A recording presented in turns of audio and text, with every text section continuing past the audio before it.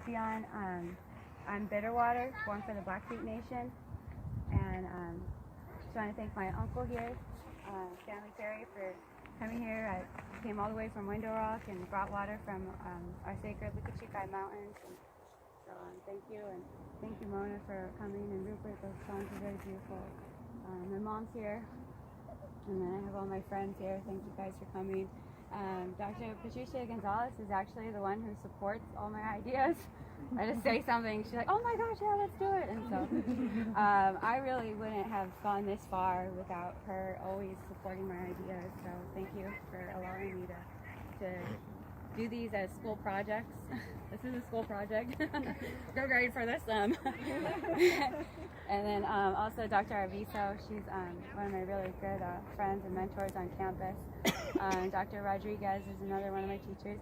And then my sweat sister right here, Eliana. I never see her in the light. I only see her locked in the dark singing. But I'm really glad she's here. And also my friend Rachel, she's the same program as me at the same time.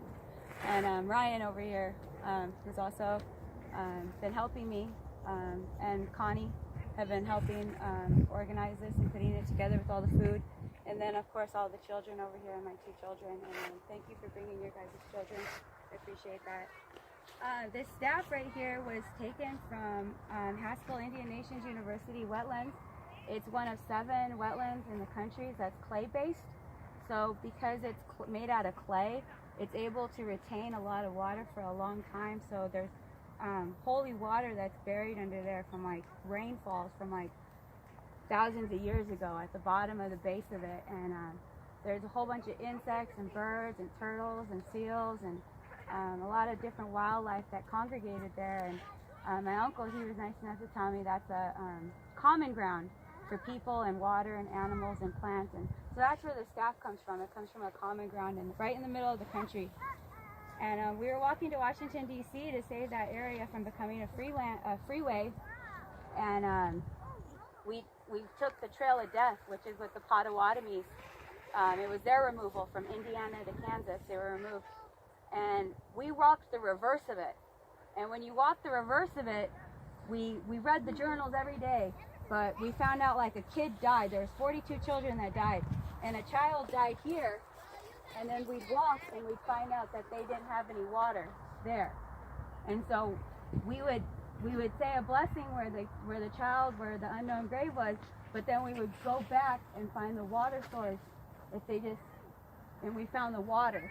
And we did water ceremonies all along there.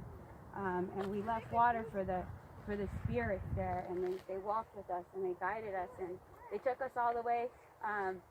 We thought they were going to leave us at the Trail of Death, but they ended up taking us all the way to Carlisle, which is the first Indian boarding school. We went to where we took our staff to where Jim Thorpe was, blessed it with cedar from there. And then we were also invited to St. Kateri when she was canonized in 2012. We were there with her family, which was really awesome. We got to, her sister, or one of her descendants of her granddaughters, held our staff and sang the St. Kateri song in the St. Kateri where she used to pray. And then they took us to where she used to wash her hair, and they washed our staff with it. And it's been to every ocean, the Pacific, the Atlantic, here, and we try to always take it with us whenever we do any kind of water ceremonies. And we're always thinking about the water. And one of the interesting things that just happened recently is we took it to Standing Rock, and away from the protest, there's this place called Cannonball, and it's where a female river and a father river meet. And at that place is Cannonball, and there's these balls, and the settlers, they were like, oh, that's gun, ammunition, cannonballs. But it was actually turtle eggs, and there's 2 turtles that live underneath there, and those are their babies. And so we did a ceremony there too, and now from where we did that ceremony to the wetlands, it's flooding. It's flooding today.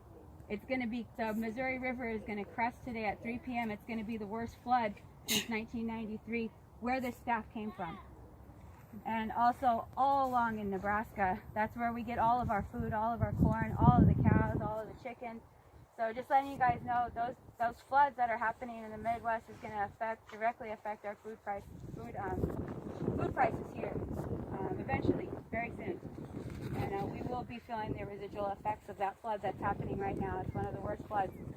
And so that's why we came here today, because we knew that when they started drilling by those turtle eggs, when they started building the freeways through the wetlands, we knew that there was going to be a disruption with the underworld. We knew that there was going to be a disruption with the water. And the only way to cleanse anything is with water.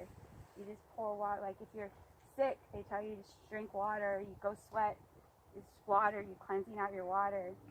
So we're always thinking about the water and inviting the water into our lives. And that's what the idea of this was. And I just saw it was going to be World Water Day, and it was on a Friday, and it just worked out. And like I said, Dr. Gonzalez, you know, she was like, Millie, let's go with that idea. And so anyway, I just want to thank you guys for coming here, and invite you afterwards to come take a picture with our staff. We try to save up a lot of pictures for our website that we have going on. And thank you for letting me talk, and I really appreciate everyone who's here today. Thank you.